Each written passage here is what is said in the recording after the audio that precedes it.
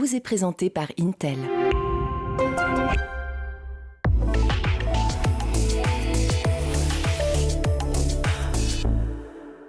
Bonjour à toutes et à tous, bienvenue dans le Grand JT de l'éducation. Tout de suite le sommaire. Il promet un choc des savoirs. Gabriel Attal veut faire fort face à la baisse de niveau enregistrée dans le classement PISA. Alors les mesures vont-elles dans le bon sens? Peut-il mieux faire en termes d'éducation? 2 visions et 2 tribunes, ça sera dans le débat du jour. On parlera ensuite d'une super initiative toujours. Comment reprendre le goût pour les sciences? C'est la question qu'on se posera avec la formation et la fondation surtout. C'est génial, vous le savez, la réforme du bac Blanquer, elle a un peu mis à mal les maths dans les programmes scolaires. Alors, comment faire renouer sciences et jeunes? On en parle dans le Bon Point. Et puis, dans sa chronique Lumière sur, Emma Ferré va nous parler d'éducation à la consommation avec un tout nouveau magazine qui vient de paraître en kiosque. Et bien justement, on la retrouve tout de suite dans l'actu en bref. Bonjour Emma. Bonjour. On commence ce journal avec l'ouverture mercredi de la plateforme redoutée, attendue par les élèves de terminale, mais pas que, Parcoursup. Et oui, Parcoursup qui dévoile ses nouveautés pour les 700 000 élèves de terminale. Des améliorations selon le gouvernement. La ministre de l'Enseignement supérieur, Sylvie Retailleau, a détaillé ses avancées dans le journal du dimanche. Ils auront accès à un comparateur pour s'informer sur le contenu, le statut des formations, le taux de pression, les frais de scolarité. Ils seront en mesure d'examiner les critères de sélection qui les aideront aussi à choisir leur spécialité et enregistrer leurs favoris. Les informations seront plus détaillées. Il y aura aussi des informations pratiques, comme les dates de portes ouvertes dans les écoles ou les universités. Et parmi tous les changements annoncés sur la plateforme, il y en a un qui fait beaucoup parler. Dès la classe de seconde, les élèves pourront ouvrir une session Parcoursup pour découvrir les formations plus tôt et ainsi mieux choisir les spécialités qu'ils auront en première. Alors au micro de Mathilde Imi ce matin sur France Inter, Isée, 15 ans en seconde, voit plutôt ça d'un bon œil. J'ai un peu de mal à choisir mes spés et du coup, je pense que ça pourrait être intéressant de voir donc les critères de sélection des écoles ou encore toutes les possibilités que je vais avoir si je choisis tel ou tel spé quand je serai en terminale. Du coup, je pense que je vais m'inscrire. Mais faire des choix encore plus tôt, c'est aussi perçu comme une pression supplémentaire. C'est ce que répond la secrétaire générale du SNES, Sophie Vénétité, hier, toujours sur France Inter. Ça veut dire que très tôt, dès la classe de seconde, on renforce cette idée qu'on est en train de construire un projet d'orientation qui peut finalement nous enfermer dans un entonnoir dès la classe de seconde. Donc il y a finalement cette idée de choix précoces qui peuvent être très enfermants, qui se confirment, et puis on en reste à des informations extrêmement techniques qui ne vont pas résoudre le problème principal, qui est le problème de place dans l'enseignement supérieur. C'est ça qui angoisse nos élèves. Pression sur l'orientation, opacité du processus. Parcoursup n'a donc pas fini de faire face aux critiques. En attendant, rendez-vous le 17 janvier prochain pour les premiers vœux des lycéens. Voilà, une date donc à noter très fort dans les agendas. Les cours d'empathie ont à nouveau été évoqués par le ministre de l'Éducation nationale hier, avec un dispositif qui aura finalement plus d'ampleur que prévu. Oui, interrogé sur le sujet, Gabriel Attal a annoncé un changement. Il avait précédemment proposé une expérimentation dans une centaine d'écoles en janvier. Et bien hier, dans Focus Dimanche sur RTL, il est revenu sur ce chiffre. Les cours d'empathie bénéficieront d'un test plus important. J'avais annoncé à la rentrée qu'on mettrait ça en place en 2024 avec 100 écoles qui le lancerait en janvier 2024 et toutes les écoles à partir de septembre 2024. Ce que je peux vous annoncer aujourd'hui, c'est que ce ne sera pas 100 écoles en janvier 2024, mais 1000 écoles en 2024 qui lanceront ces temps dédiés à l'apprentissage de la différence, de la tolérance, de la bienveillance, de l'altérité. Et à la rentrée de septembre 2024, toutes les écoles primaires de France feront ces cours d'empathie et ces temps. Et c'est le modèle danois qui est encore une fois privilégié comme modèle en la matière. Les classes seront concernées dès la maternelle avec plusieurs formats d'organisation, 1 heure ou 2 heures par semaine, selon les classes et selon les établissements. Le gouvernement attend encore le Conseil supérieur des programmes pour rendre sa décision. Le ministre de l'Éducation nationale qui l'avait annoncé il y a quelques semaines, il a lui-même été victime de harcèlement durant sa scolarité, comme il l'avait dévoilé dans un entretien il y a quelques temps. Oui, toujours au micro de Mohamed Bossi sur RTL. Gabriel Attal a évidemment profité de l'annonce de ces mesures pour rappeler ce qu'il a vécu lui-même durant sa scolarité. Interrogé sur le sujet devant des élèves de Seine-Saint-Denis, il a tenu à faire passer un message. Beaucoup m'ont dit autour de moi, parler des difficultés que toi tu as rencontrées quand tu étais au collège. Ça permet de montrer d'abord qu'il faut toujours avoir le courage d'en parler, qu'il ne faut jamais avoir honte d'en parler. Et puis ça permet de montrer surtout qu'on peut s'en sortir et qu'il y a une fin à la souffrance. Là aussi, rendez-vous dès la rentrée de janvier pour l'expérimentation de ces cours d'empathie. Et on y reviendra évidemment sur l'antenne de School TV, plus précisément dans le grand JT sur ces cours d'empathie. On l'a appris ce matin, un élève interpellé et arrêté à son domicile ce dimanche après des menaces de mort envers l'un de ses professeurs. Et c'est ce qu'annonçait le parquet de Versailles, un élève de terminale scolarisé dans un lycée privé catholique des Yvelines, le lycée Blanche de Castille, au Chênay-Rocancourt. C'est sur le réseau social Instagram que le jeune homme avait posté ce week-end une photo de son enseignant avec en légende « Je vais assassiner mon prof de maths, c'est un putain d'intello que personne n'aime et il est tellement dans son bon droit ». Donc, il a été placé en garde à vue après la plainte déposée par l'enseignant. Le professeur a déclaré n'avoir jamais eu de conflit avec le jeune homme, qu'il a décrit comme solitaire et souvent absent en cours. Les sources policières qui précisent également que ce garçon n'a aucun antécédent judiciaire. La garde à vue à elle était prolongée de 24 heures cet après-midi et une enquête est ouverte. Et à quelques jours des fêtes de fin d'année, on termine ce journal avec ce chiffre qui illustre malheureusement la banalisation de l'alcool chez les jeunes. Oui, selon un sondage Opinionway commandé par la Ligue contre le cancer, 70% des Français ne voient aucun problème à laisser les adolescents consommer de l'alcool à l'occasion des fêtes de fin d'année. 30% estiment même qu'il est possible de servir un verre à un moins de 15 ans. Un sondage aux résultats préoccupants pour la Ligue contre le cancer, surtout après l'abandon par le ministère de la Santé des 2 dernières campagnes de prévention contre l'alcool, notamment chez les jeunes. Emmanuel Ricard sur France Inter ce matin considère que l'exécutif n'y va pas assez fort pour lutter contre ce fléau. L'alcool est le 2e facteur de cancer en France. L'alcool est dans les premières causes d'hospitalisation en France. L'alcool est la première cause de consultation aux urgences. À un moment où on dit que les urgences sont embouteillées, à un moment où on dit que les malades ne peuvent plus y accéder. Il y a un moment où il faut se réveiller. Emmanuel Ricard, président de la Ligue contre le cancer. On rappelle que l'alcool est responsable de 28 000 nouveaux cas de cancer chaque année. Ce chiffre qui peut peut-être vous faire relativiser, donner envie de commencer un dry January. Et ben voilà, évidemment, avec toujours beaucoup de modération, voire pas du tout dans le cas du dry January. Merci beaucoup Emma, on vous retrouve dans quelques instants pour votre chronique. Mais en attendant, je le disais tout à l'heure, on va parler du choc des savoirs. Annoncé le 5 décembre en grande pompe par Gabriel Attal pour faire face à ce niveau de plus en plus bas. Eh bien, il fait parler ce choc des savoirs. Les mesures et les réformes annoncées vont-elles dans le bon sens? On en débat tout de suite avec nos 2 invités du jour.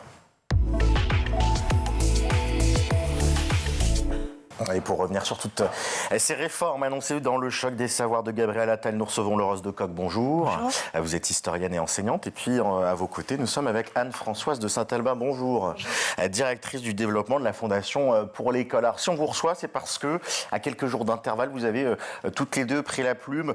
Vous, Laurence Decoq, dans une tribune commune, collectif, avec d'autres personnalités de gauche, des politiques, des enseignants. Vous expliquez que les réformes de Gabriel Attal vont à l'encontre de tout espoir de démocratisation scolaire, on y revient dans quelques instants. Vous, en face, Anne-Françoise de Saint-Albin, pour vous, en résumé, elle semble aller dans le bon sens, même si certaines interrogent. Je commence avec vous, Laurence Decoq, à l'encontre de tout espoir de démocratisation scolaire. C'est donc que toutes ces mesures annoncées, on va revenir sur ces différentes mesures, mais dans l'ensemble, pour vous, ça ne va pas du tout dans le bon sens? Ah non, ça ne va pas du tout dans le bon sens. Donc, ce qu'on appelle la démocratisation scolaire, c'est la possibilité qui est laissée aux élèves, quelles que soient leurs origines sociales, culturelle, d'accomplir la trajectoire scolaire de leur choix. Or là, tout ce qui est mis en place, c'est au contraire une espèce de machine à trier dès le plus jeune âge pour placer les enfants en fonction de ce qu'on suppose être leur capacité maximum. Voilà. En fixant des défis qui, pour certains, sont inaccessibles et en mettant en place des dispositifs comme le redoublement, comme des groupes de niveau qui font croire aux enfants que ce sont des dispositifs qui rendent les choses accessibles alors qu'en réalité, ce sont des dispositifs qui renforcent une espèce de sentiment de disqualification et cette idée que finalement, si on ne réussit pas, c'est parce qu'on n'est pas fait pour ça. Voilà. Donc, une sorte de déclassement scolaire. Quoi. Oui, c'est un tri social qui a ceci de pervers qu'il fabrique un faux consentement de la part des élèves eux-mêmes. Et donc, c'est une sorte d'intériorisation de son incapacité à réussir. Donc, c'est très injuste, en fait. C'est le sentiment que vous avez, Anne-Françoise de Saint-Alba, sur cette injustice. Vous écrivez notamment, vous, que la thématique du redoublement, vous trouvez que c'est une bonne chose de peut-être favoriser davantage le redoublement. Les classes de niveau, au contraire, vous les voyez d'un mauvais œil. Quel est votre avis par rapport à cette question ? Alors, vous l'avez dit tout à l'heure, effectivement, pour moi, il y a des choses qui vont dans le bon sens, qui sont peut-être à nuancer. Le redoublement, je pense que ce qui est une bonne chose dans ce que dit Gabriel Attal, c'est que le dernier mot soit laissé aux enseignants. Et ça, c'est une bonne chose, puisque cela redonne de l'autorité, au sens large, aux professeurs. Donc, voilà. Donc c'est redonner un petit peu. Il faut savoir que ce qu'il y a d'intéressant dans le travail qu'a fait l'OCDE, c'est de montrer que la France est l'un des pays où l'on redouble le moins. En 2003, 4 élèves sur 10 de 15 ans avaient déjà redoublé. Aujourd'hui, on n'a plus qu'un seul élève sur 10. Laurence Decaux, est-ce que le redoublement, c'est pas l'outil qui permet justement à des jeunes de prendre leur temps pour aller vers le savoir ? Vous, dans ce qu'on entend, pour vous, c'est au contraire une machine qui écrase socialement et qui renforce les inégalités. Toutes les enquêtes sociologiques sur le redoublement ont montré son inefficacité, pour le lapsus. Je reprends, toutes les enquêtes sociologiques sur le redoublement ont montré vraiment son inefficacité. Pourquoi ? Parce que, en réalité, un enfant qui redouble, c'est un enfant, d'abord, c'est très rarement consenti, c'est-à-dire que c'est la plupart du temps subi, donc c'est quelque chose d'humiliant. Et la question de l'estime de soi, elle est fondamentale, en fait, pour réussir à l'école. Donc, un enfant qui va vivre ça comme une brimade ou comme une humiliation va de toute façon lever le pied, se dire qu'il est nul et avoir des difficultés. Mais même lorsque ce n'est pas une brimade ou une humiliation, en réalité, un redoublement, c'est un dispositif de répétition à l'identique d'un cursus dans toutes les disciplines. Or, très souvent, c'est l'élève qui a des difficultés, c'est des difficultés qui sont des difficultés ciblées, ou ce sont des difficultés qui sont conjoncturelles. Par exemple, ça va être des difficultés en mathématiques ou en histoire-géographie, ou alors des difficultés parce qu'à un moment donné, c'est un enfant qui a eu soit un accident, soit un accident de parcours de vie, etc. Et donc, en réalité, le fait de répliquer à l'identique toute une année scolaire, souvent, la plupart du temps, ne se traduit pas du tout par des progrès de l'enfant. Alors, il peut y avoir des exceptions. Il y a toujours des exceptions dans les enquêtes sociologiques. Ouais. Les enquêtes sociologiques, elles ne disent pas c'est 100% des enfants.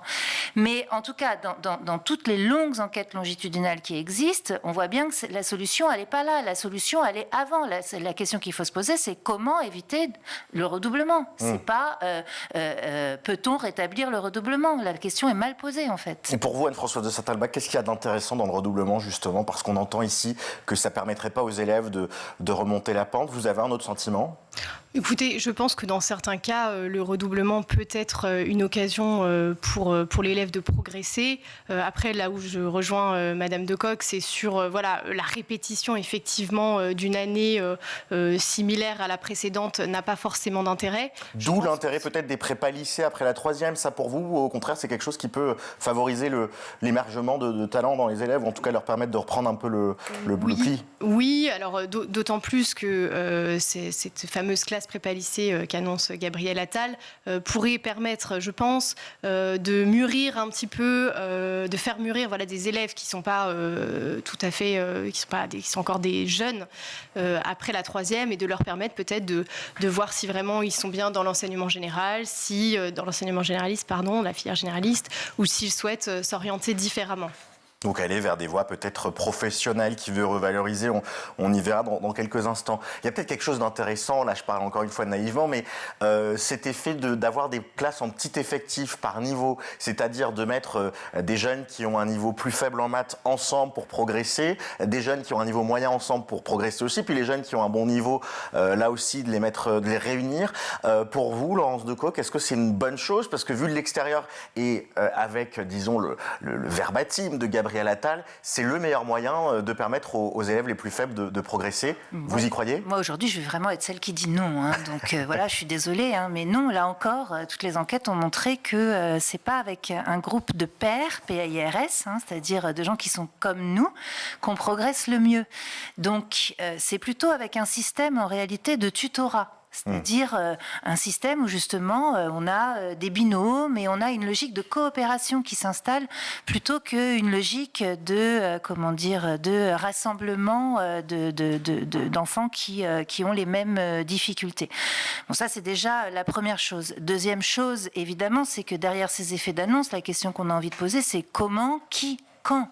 C'est-à-dire que vous parlez de petits groupes, mais qu'est-ce que ça veut dire? On va extraire des petits groupes d'une classe en mathématiques pour aller les faire travailler avec des élèves qui ont le même niveau dans d'autres classes. Concrètement, quand on sait comment s'organise un collège, c'est infaisable. Qui va faire les emplois du temps? Qui va s'occuper de ça? Avec quels enseignants? Je veux dire, on est quand même dans un contexte de déficit d'enseignants qui est absolument majeur. Donc tout ça, une fois quantifié, c'est de toute façon irréalisable. Donc ça fait quand même beaucoup de raisons de dire c'est pas forcément la meilleure idée. Ça, c'est quelque chose sur lequel vous êtes aussi d'accord sur ces petits groupes, parce qu'il y a aussi peut-être le déclassement que peuvent sentir les élèves que vous mettez en avant dans votre tribune. En clair, quand ils sont là-bas, ils ont l'impression d'être parmi les nuls. Oui, alors il y a plusieurs choses dans les groupes de niveau. Ce que je vois de positif, c'est que c'est des petits effectifs, et on sait qu'aujourd'hui les classes surchargées c'est un frein avéré à l'apprentissage. Et d'ailleurs, les petits effectifs sont une spécificité de bon nombre d'écoles libres hors contrat que la Fondation pour l'école soutient. Donc ça, c'est un aspect positif de ces groupes de niveau. En revanche, là où je suis un peu plus dubitative, c'est que ces groupes de niveau peuvent être un espèce de chiffon rouge qu'on agite pour divertir et pour dire regardez, on a des petits effectifs, alors qu'à côté, en réalité, et là je rejoins Madame Decoy, que l'hétérogénéité dans une classe n'est pas mauvaise en soi. Ce qui est mauvais, c'est un climat social délétère, c'est un manque de professeurs formés pour accompagner autant d'élèves avec des niveaux différents. Voilà ce qui est ennuyeux. C'est parce que vous le dites aussi dans votre tribune, mais vous plaidez justement pour le développement de ces écoles libres hors contrat. Pour vous, l'amélioration, les réformes de l'école doivent passer par des écoles privées. C'est ça le modèle qui va permettre peut-être d'une réussite scolaire ?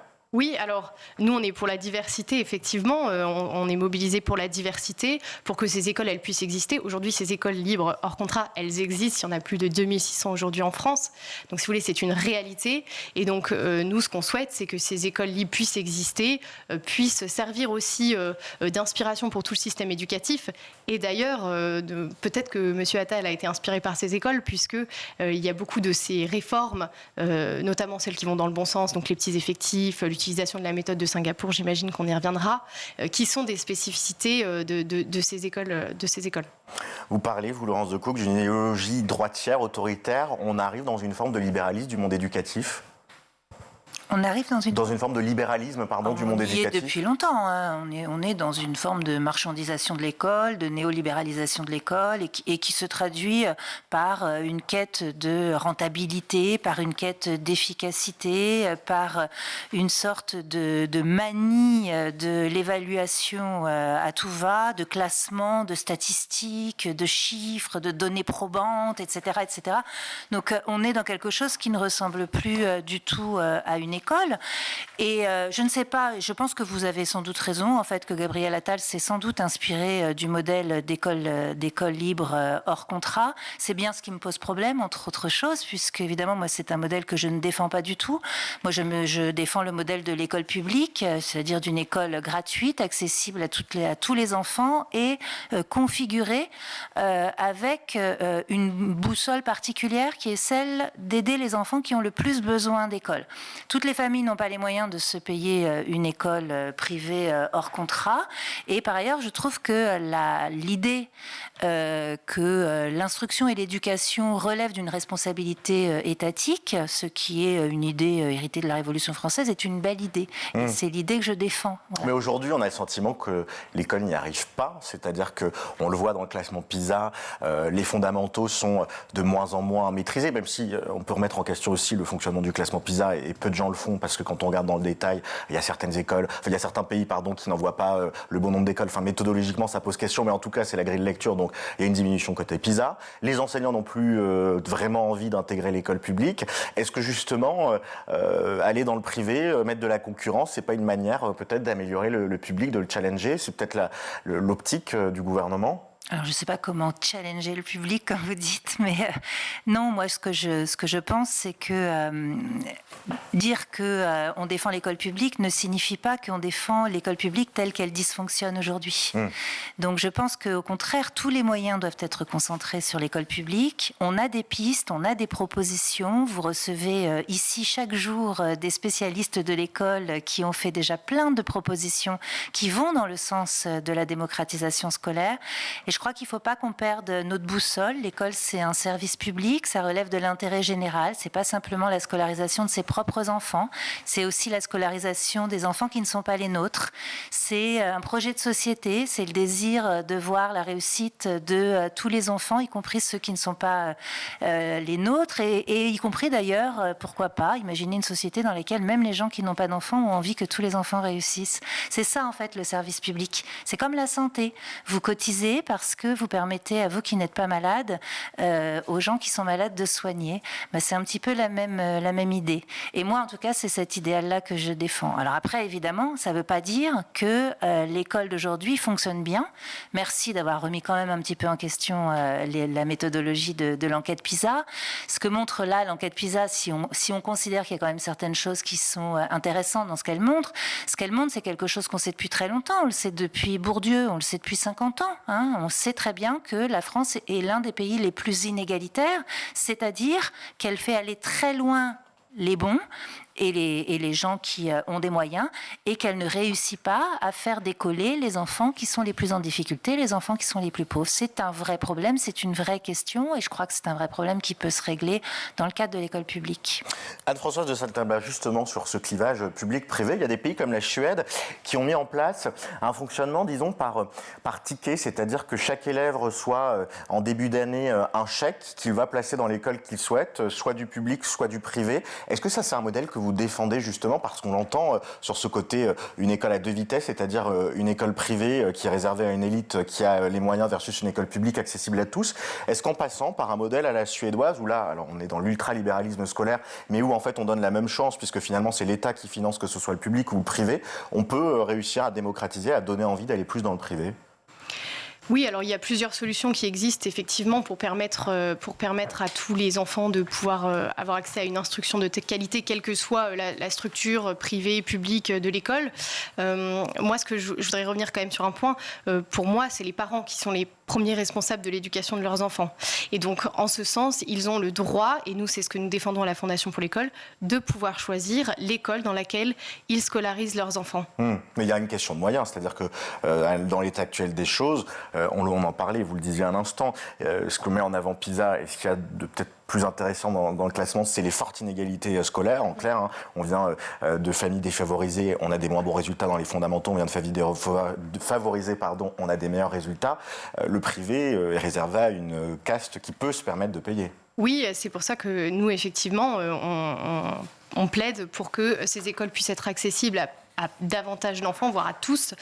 Ça passe, vous avez cité le système suédois, ça peut aussi passer par la défiscalisation des frais de scolarité, comme c'est le cas aujourd'hui pour les structures de soutien scolaire, par exemple.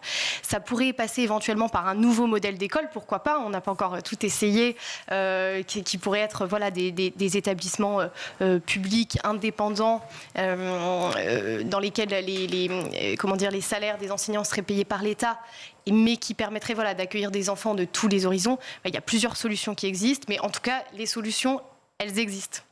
On a un point qui ressort également dans l'analyse qui est faite des résultats de PISA, c'est la question de l'immigration. Alors, elle est un peu paru dans les médias, le constat qui est fait par certains, on va en écouter un dans quelques instants au micro d'Europe 1, c'est que l'immigration expliquerait les problèmes du classement PISA. On écoute la démonstration et je voulais vous faire réagir, Laurence Decoq, justement pour peut-être mettre un peu de perspective dans ce qui a été dit, mais on écoute d'abord l'analyse faite sur Europe 1.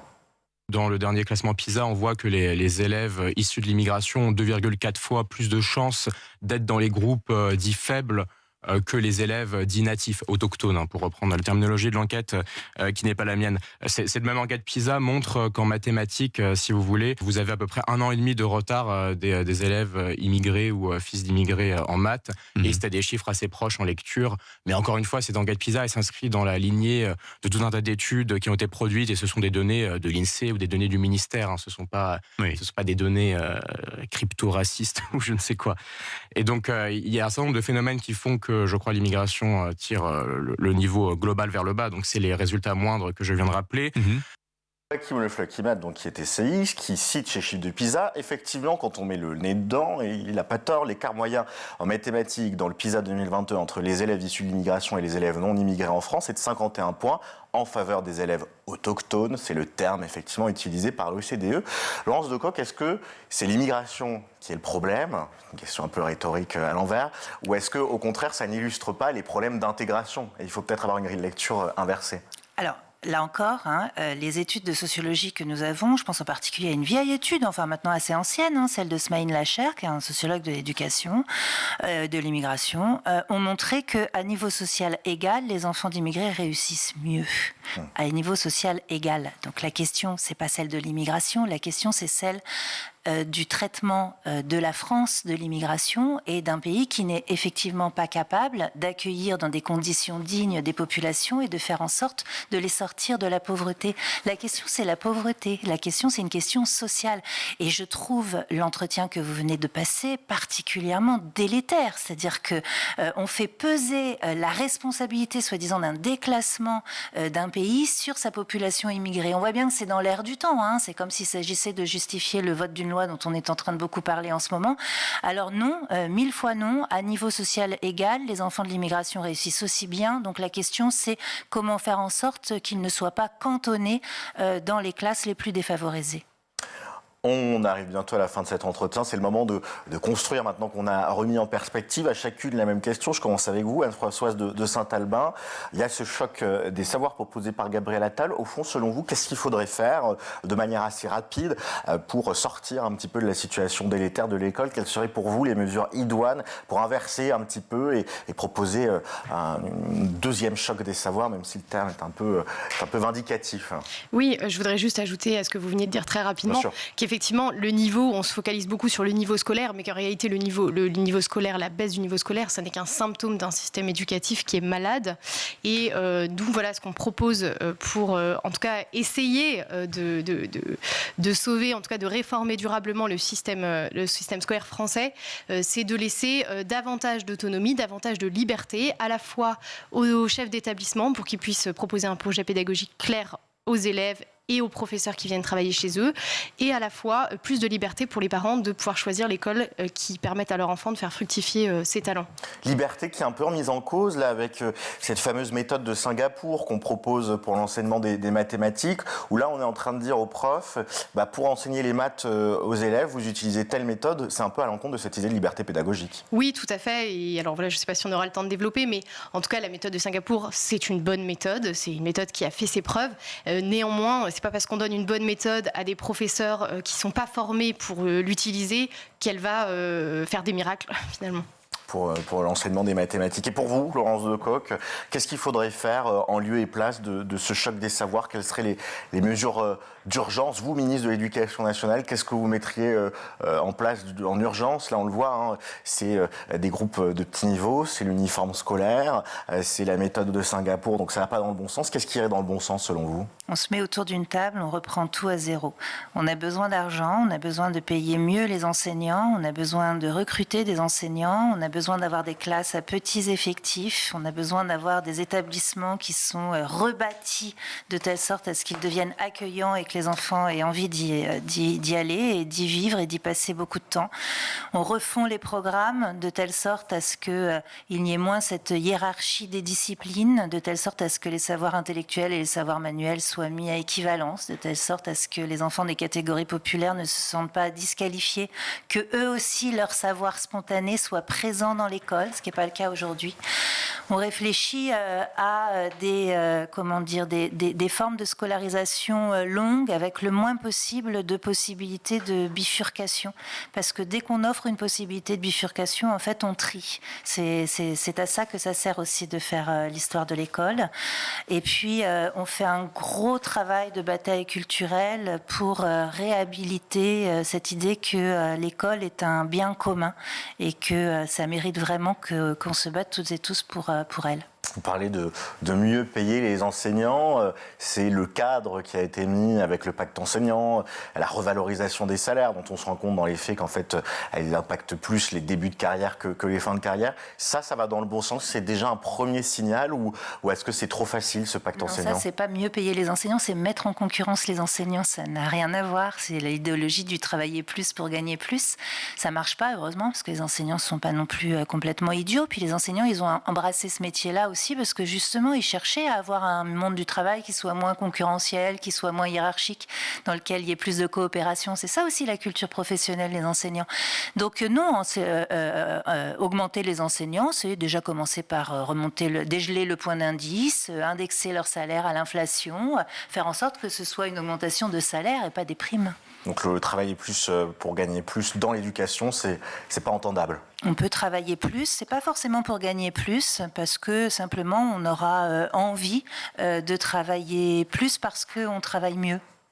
Travailler plus, gagner pour être mieux, effectivement, c'est travailler mieux. Pour travailler mieux, c'est ça. Ouais, c'est un meilleur slogan. Merci beaucoup Laurence Decoq, historienne et enseignante, d'avoir été avec nous, et merci Anne-Françoise de Saint-Albin, directrice du développement de la Fondation pour l'école. C'était très intéressant de mettre en perspective avec deux regards assez différents, mais finalement qui se rejoignent sur un certain nombre de constats. On marque une courte page de pause, et on revient juste après pour la suite du Grand JT de l'éducation. À tout de suite.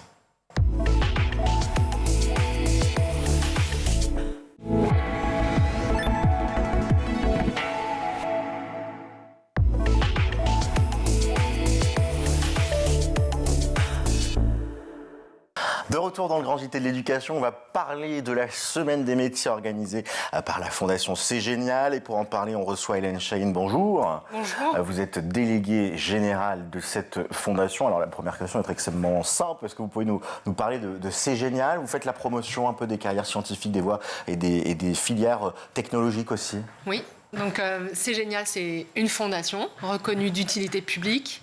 Notre mission, c'est de promouvoir les sciences au collège et au lycée. Et on a deux façons de le faire. La première, c'est de faire des échanges école-entreprise autour notamment de la découverte des métiers et des filières. Et l'autre modalité d'action, on va dire, c'est la pratique scientifique, technique et du numérique en classe. Là, vous avez un sacré boulot avec le retour des stages des lycées. Je crois que c'est dès la classe de seconde qu'on remet des stages d'observation assez longs, non ? Il y a eu cette réforme ? Effectivement, à partir de juin, les 2 dernières semaines de juin 2024, tous les élèves de seconde, c'est-à-dire 560 000 élèves de seconde, vont devoir faire un stage. Donc, nous, on est aussi concernés par ce sujet puisque tous nos partenaires, qui sont des entreprises soit industrielles ou à caractère technologique ou du numérique, ont intérêt à accueillir des jeunes qui ne connaissent pas du tout leurs entreprises, souvent. Et puis, en même temps, les jeunes cherchent des stages. Donc, il y a vraiment quelque chose à faire. Et ces entreprises se mobilisent et elles s'adressent notamment à nous pour savoir comment on peut les aider. Oui, parce que c'est vrai qu'aujourd'hui, on en parle, il y a une vraie pénurie de profils scientifiques, de profils technologiques. Alors les chiffres qu'on a, ils sont assez variables, mais il faudrait 100 000, par exemple, personnes dans le domaine des nouvelles technologies d'ici 2025, d'ici un an. On ne les aura pas. Il faudrait davantage de filles. Je crois qu'on n'est même pas 20% qui font des écoles d'ingénieurs. On n'y arrivera pas. Pour vous, cette naissance de vocation scientifique, ça commence dès l'école primaire, le collège, le lycée, où on est mis en contact avec des contenus ludiques, peut-être intéressants autour des sciences et pas seulement les sciences vues comme quelque chose d'assez lointain et ténébreux? Effectivement, donc déjà la première réponse, c'est que ça commence effectivement dès le collège. Là, tout à l'heure, on va parler un peu de la semaine des métiers. Nous, c'est à partir de la 4e et la plupart de nos actions sont dès la 6e.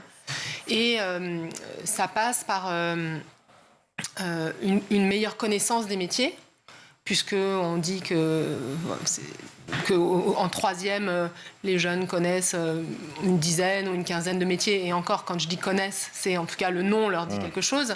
Mais il y a plein de métiers qu'ils ne connaissent pas. Ils ne connaissent pas la diversité aussi des parcours qui permettent d'aboutir à ces métiers.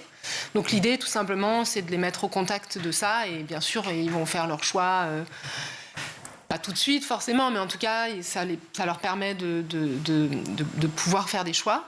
Et puis, l'autre façon de faire, c'est de les mettre au contact, effectivement, de pratiques pédagogiques qui sont peut-être plus concrètes, dans lesquelles ils vont aussi devoir faire des choses. Donc ça, c'est, par exemple, au travers de notre concours C'est Génial, les élèves sont dans la pratique scientifique toute l'année scolaire. Vous avez une alliée inattendue, d'ailleurs, je ne sais pas si vous avez vu ce week-end, c'était dimanche, sur le plateau du 13h, c'est Miss France, la nouvelle Miss France qui vient d'être élue, qui est étudiante en licence de mathématiques et qui a dit qu'une de ses missions, ça serait de faire la promotion des filières scientifiques auprès des jeunes filles notamment. Vous avez essayé de la connecter avec la Fondation ? Pourquoi pas ? Voilà, le message, il est passé, en tout cas, on lui enverra l'information. On le disait il y a quelques instants, vous organisez depuis ce matin, donc la semaine des métiers, ça va terminer le 22 décembre. En quoi se consiste cette semaine des métiers ? Donc c'est une semaine entière consacrée aux métiers scientifiques, techniques et du numérique. On a 18 sessions. 18 sessions de lundi à vendredi, dont plus une session le mercredi après-midi qui, elle, est consacrée plus aux élèves qui se connectent par eux-mêmes, puisque toutes les autres sessions, ce sont des classes en fait qui participent par le biais de l'enseignant qui se connecte à notre plateforme C'est Génial Connect pour s'inscrire. Ce sont 35 intervenants avec une parité femmes-hommes, on est attentif à avoir cette parité. 35 intervenants pour faire découvrir des métiers. Et pour ça, on a deux cursus, on a deux thèmes, le numérique et l'industrie. Et ensuite, faire découvrir aussi la filière BTS, la filière universitaire, les écoles d'ingénieurs. Donc voilà, c'est multi-entrées en fait, et c'est à la carte. Et comment ça va fonctionner ? C'est plutôt les professionnels qui vont raconter leur quotidien, qui vont répondre aux questions des collégiens, des lycéens. Comment ça va fonctionner ? Donc ce sont les intervenants qui interviennent sur des présentations assez courtes. Donc nous, on les prépare en amont pour que, bien sûr, ils délivrent rapidement les messages. Et ensuite, les élèves peuvent interagir, il y a un chat, donc on prend toutes les questions des élèves, donc ils répondent beaucoup aux questions des élèves. Qu'est-ce qui explique aujourd'hui cette forme de désamour pour les filières et pour les métiers scientifiques, technologiques ? C'est quoi ? C'est que les élèves ne les connaissent pas, c'est que les élèves les connaissent peu, c'est qu'ils ont une mauvaise image. Qu'est-ce qui les attire au fond, ces collégiens, ces lycéens ? C'est difficile de savoir précisément. Alors, je peux répondre déjà, par exemple, pour les filles. C'est vrai que vous avez mentionné le fait que c'est environ 25% de femmes ingénieurs, à peu près. Donc, il y a encore vraiment beaucoup de travail à faire, puisque les entreprises aussi souhaitent que ce pourcentage évolue et qu'on aille vers la mixité et voire la parité. Donc chez les filles, il va y avoir beaucoup de préjugés, beaucoup d'idées sur le fait que certains métiers ne soient pas faits pour elles. Et puis c'est vrai de ces jeunes filles, mais c'est aussi vrai des parents et des enseignants. Donc il y a aussi tout un travail à faire avec les adultes. Donc ça, c'est une explication qu'on a chez les filles. Et puis chez les jeunes, de manière générale, il y a sans doute une image de l'industrie qui n'est pas tout à fait, on va dire, l'image d'une industrie qui est sale, vieille, qui fournit pas de l'emploi, voire l'inverse. Ou des emplois peu qualifiés. Ou des emplois peu qualifiés. Après, voilà, donc tout le travail, nous, c'est de faire découvrir l'industrie telle qu'elle est aujourd'hui, de permettre aux jeunes de découvrir ce que c'est, tout simplement, et de se faire une idée plus précise des métiers qu'on peut trouver derrière tout ce qu'ils connaissent, eux, dans leur quotidien. Ça passe évidemment par un lien avec les entreprises. Comment les entreprises et les professionnels peuvent accompagner la Fondation ? Vous le disiez, il y a 560 000 jeunes qui vont débarquer sur le marché de l'emploi, entre guillemets, en tout cas pour 2 semaines. C'est peut-être réussir à se connecter, ouvrir ses portes. Comment ça peut fonctionner ? Les entreprises, en tout cas celles avec lesquelles on travaille, elles sont tout à fait favorables à ouvrir leurs portes. Donc, par exemple, elles le font dans le cadre de notre opération Professeurs en entreprise. Donc là, il s'agit d'accueillir des professeurs, des enseignants de toutes disciplines confondues sur les sites. Donc, ce sont comme des stages de formation.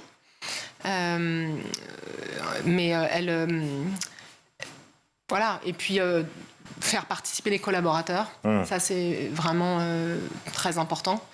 Donc, nous, notre travail, c'est d'aller voir ces entreprises et de les encourager à faire participer tous les sites et les collaborateurs dans ce type d'action. Donc, ça veut dire accepter de prendre le temps de faire ça, parce que c'est pas forcément évident de dire voilà, mes collaborateurs sont autorisés à passer une demi-journée dans un collège pour parler à des jeunes.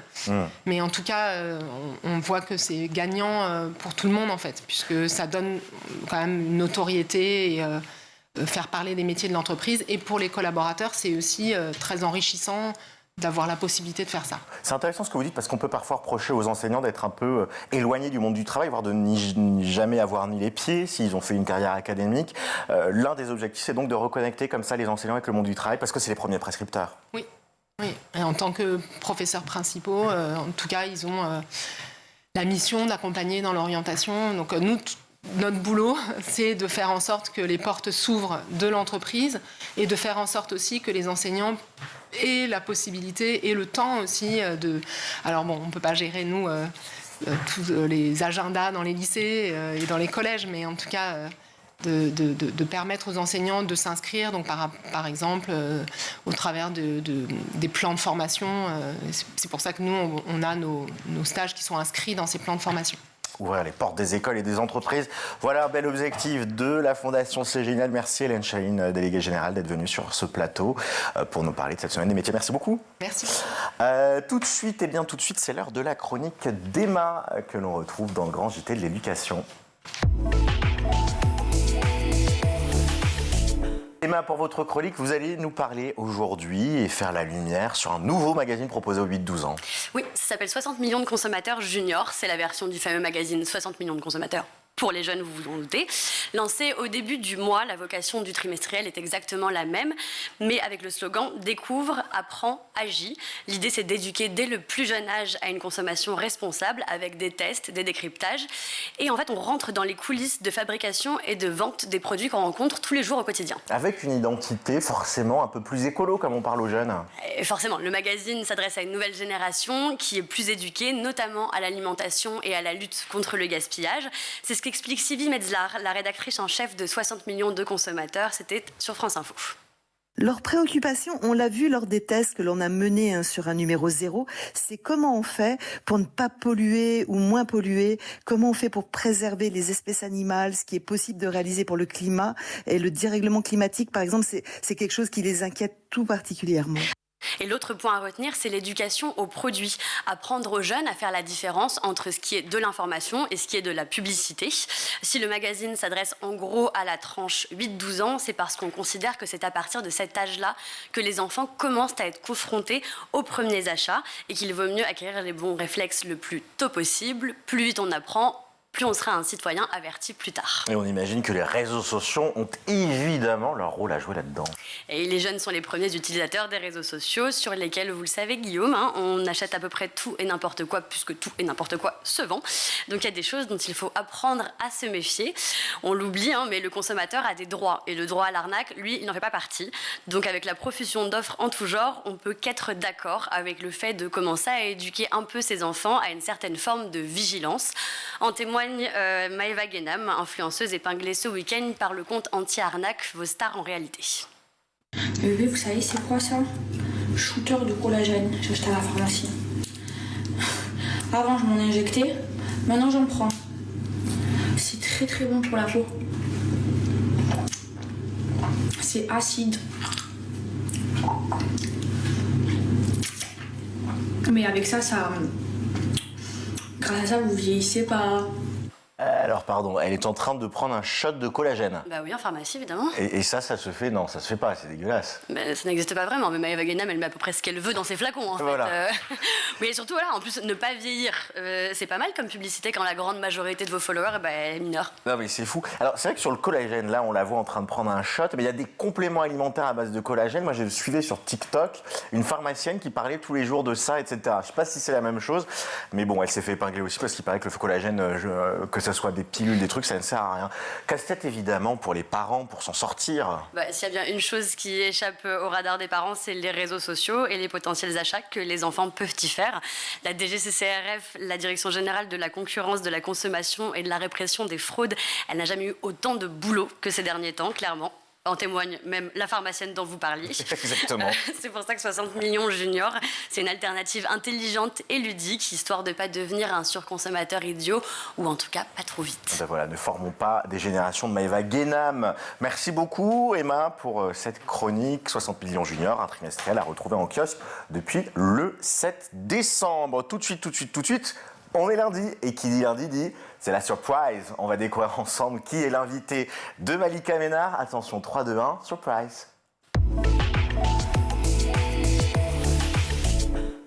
Bonjour à tous et bienvenue dans Souvenirs d'écolier. Chaque semaine, je reçois une personnalité qui se confie sur son enfance et sa scolarité. Avec moi cette semaine, Maxime Guény. Bonjour Maxime. Bonjour Malika.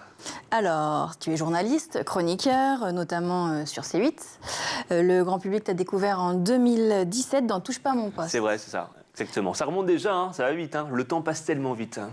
Et aujourd'hui, tu es dans l'émission éditoriale PAF. Ouais, PAF, qui est présentée par Pascal de la Tour du Pin. C'est tous les jours en direct à 17h, allez, 54 précisément. C'est 1 heure d'actualité. C'est vraiment top à faire. Est-ce que c'est un programme qui te correspond davantage que Touche pas à mon poste? En fait, Touche pas à mon poste me correspondait dans la mesure où on parlait d'émissions médias, de décryptage médiatique. L'émission a un peu évolué d'un point de vue éditorial pour être plus focus sur l'actualité. Et disons, comme j'ai un background média, parce que je suis journaliste média et je travaille pour la presse télé depuis déjà 15 ans, là on est plutôt raccord dans le sens où ce sont des sujets plus légers, plus conso, en lien avec les gens. En fait, l'avantage d'un pré-access, c'est qu'on est là pour chauffer la salle pour l'émission qui suit. Donc moi je suis comme un poisson dans l'eau, comme on dirait. Ça te manque pas alors, Touche pas à mon poste? En fait, c'est la même production, c'est le même plateau, c'est les mêmes équipes techniques, donc en soi, je vois pas trop de différence.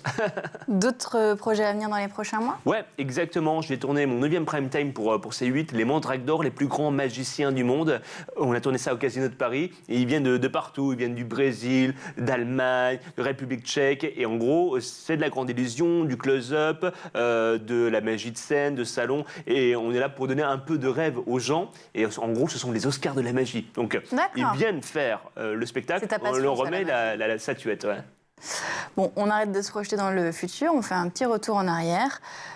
Pour commencer, tu as grandi où? J'ai grandi à Épinal, je suis né à Épinal dans les Vosges, petite bourgade très sympathique. Mon père travaille dans la banque, ma maman mère au foyer, mais qui avait fait 18 ans de danse classique. Et puis après, on a beaucoup déménagé. Ah bon? Dire. Ouais. En fait, avec le boulot de mon père, tous les 4 ans on déménageait, parce qu'il y a des mutations, tu vois, parce qu'on ne reste jamais au même endroit, dans la même agence bancaire. Donc en gros, on a un peu voyagé déjà dans le nord-est de la France. Ensuite, on est arrivé dans la Marne, du côté de Châlons-Champagne, Vitry-le-François. Ensuite, on est parti en Côte d'Or, entre Troyes et Dijon, à Châtillon-sur-Seine. Ensuite, on a voyagé à Belfort, en Franche-Comté. Puis après, moi, je suis arrivé à 18 ans à Paris pour mes études de licence en information et communication. Toujours des villes à peu près de la même taille? Ouais, exactement. Et l'avantage, tu vois, de déménager, ce qui est vachement bien, c'est que, tu découvres des personnes différentes à chaque fois, tu te fais de nouveaux amis, ou pas. Et, parfois, tu n'avais pas d'amis? En fait, là, tu te rends compte que loin des yeux, loin du cœur. Parce que tu vois en fait, j'ai les amis, les vrais amis, et tout le monde sera sûrement d'accord avec moi, on les compte sur les phalanges d'un doigt, tu vois, les vrais amis sur qui tu peux compter. Donc, j'ai plein de connaissances. Et avec les réseaux sociaux, maintenant, tu peux recoller un peu les morceaux. Mais tu n'avais pas un meilleur ami que tu as gardé toute ton enfance? Oui, si, toujours. Et maintenant, il habite à Londres. Voilà, on s'est connus en primaire. Voilà, son père était aussi enseignant, c'est drôle. Et puis, on a gardé contact. Et oui, il y a un ami d'enfance, au moins, là-dessus. Et donc, voilà, on a voyagé beaucoup. Et à chaque fois, j'avais une activité artistique différente qui venait agrémenter mon expérience. Par exemple, dans les Vosges, j'ai appris le piano. J'ai pratiqué le piano pendant 10 ans. Quand je suis arrivé dans la Marne, j'ai fait 4 ans à l'école du cirque. Ah oui, l'école du cirque. L'école du cirque, ouais. J'étais tellement mauvais en acrobatie et en analytique acrobatique que j'ai fini clown. Je suis sûr, j'ai fini clown. Et après, de clown à clown blanc, présentation de spectacle, de soirée cabaret, et finalement présentation de spectacle en normal. Et pour rythmer le tout, je mettais de la magie pendant les installations de matériel, tout ça. Donc il y a eu ça. Quand je suis arrivé à Châtillon-sur-Seine, c'était le théâtre, avec une compagnie professionnelle et amateur, mais plutôt tenu par des professionnels. Et puis, lorsque je suis arrivé à Belfort, c'était le cinéma, option cinéma audiovisuel pour le bac. Toujours été attiré par l'artistique. Exactement. D'ailleurs, la première chose que j'ai fait quand je suis arrivé sur Paris, c'est d'assister à des émissions de télévision. À l'époque, c'était Laurent Ruquier, on a tout essayé pour voir un peu l'envers du décor, parce qu'il y a un côté un peu spectacle, en fait. Donc voilà, finalement, aujourd'hui, je réalise mes rêves de gamin, donc c'est génial. Et toutes ces activités qui ont parsemé mon parcours m'ont servi aujourd'hui pour mon travail, pour ma carrière. Voilà, c'est génial, toi. Est-ce que tu avais des frères et sœurs? Ouais, j'ai 2 frères, Clément et Paul, 2 petits frères. Moi, je suis de 87, je suis l'aîné. Clément est de 89 et Paul de 92. Clément est dans le cinéma. Voilà, il est acteur et il écrit des scénarios de films. Et puis Paul est chef raw food au Beau-de-Provence, c'est-à-dire qu'il fait de la nourriture végétale, créative, crue. Il a un restaurant au Beau-de-Provence et il cartonne, il fait des stages avec des gens qui le forment. Et ça se passait bien, 3 garçons dans la même maison? Bon ouais, très bien, franchement, franche camaraderie, comme on dit. Voilà. Bon, j'étais un peu solo pour tout te dire. Moi. Pourquoi? J'avais un peu le syndrome du fils unique, voilà, c'est-à-dire que j'adorais mes frères, tu vois, mais encore... Tu voulais plus d'amour que ouais, c'est ça, exactement, ouais. Peut-être un peu plus d'amour, mais au final, je suis très content de les avoir, et puis aujourd'hui, on s'appelle assez souvent, on partage des bons moments. On aime la nuance. Assez souvent. Oui, chacun vit sa vie. Pas trop quand même. Voilà, mais quand on va dans un parc d'attractions comme ça, je les appelle, tu veux venir, bien, et puis on partage des moments vraiment fun, toi. Est-ce que quand tu jettes un regard sur ton enfance, tu dis c'était un moment heureux? C'est un moment heureux. J'ai des parents aimants et qui nous ont toujours accompagnés dans tout ce qu'on avait à faire. Et ça, c'est génial. Parce qu'en fait, mes parents, ils rêvaient d'artistique. Mon père, il était ingénieur du son sur le théâtre de la ville de Théron-les-Vosges à l'époque. Ma mère dansait. C'est comme ça qu'ils se sont rencontrés. Donc, mon père m'emmenait déjà dans les coulisses des théâtres quand j'étais gamin. Et en fait, le métier que je réalise aujourd'hui, c'est le métier que mes parents auraient aimé faire un peu plus tard, toi.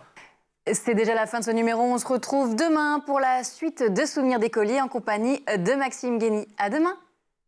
Merci beaucoup Malika et à demain. C'est la fin du Grand JT de l'éducation. Merci beaucoup de nous avoir suivis. Vous nous retrouvez évidemment sur le canal 217, sur les box Orange ou 247 sur Frépuis, sur schooltv.com et sur nos réseaux sociaux. Aujourd'hui à la réalisation, c'était Théo Boscar et Louise Merlin. Au son, Laure Audemont au maquillage, Laura Girard et Emma Ferré à la rédaction. Demain, vous retrouvez évidemment Virginie qui sera là. Moi, je vous souhaite de passer d'excellentes fêtes de fin d'année et je vous donne rendez-vous à la rentrée. À demain pour un nouveau Grand JT.